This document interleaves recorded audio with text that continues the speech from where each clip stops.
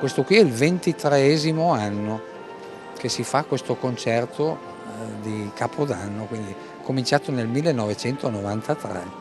Dopo un anno di assenza ritornano i cori, che l'anno scorso non c'erano stati. C'è il coro della parrocchia di San Pio X, il coro diocesano giovanile e il coro di Mozzecane, che a loro volta sono diretti da insegnanti diversi, e per questa occasione si organizzano delle prove cumulative per questo grande concerto. Il concerto è diviso in due parti, c'è una prima parte strumentale con 2 brani di Bach molto interessanti, un brano con la tromba e poi ci sono i brani con il coro. Il motivo di quest'anno è legato ovviamente a quello che ha detto il Papa, cioè è legato alla misericordia.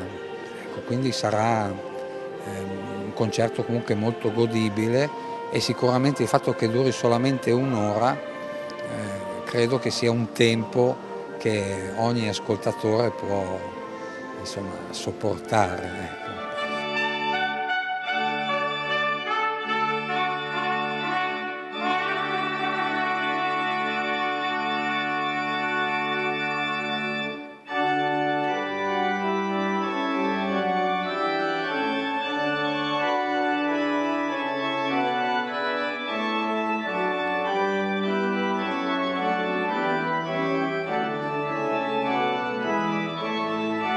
Questo qui è un organo a tamburini meccanico del 1968, arriva dal santuario della Comuna, è stato portato qui tramite l'interessamento dell'allora parroco Don Ulisse Bresciani, e so per certo che c'è stato un parrocchiano che praticamente l'ha pagato, ma non si è mai saputo chi è stato.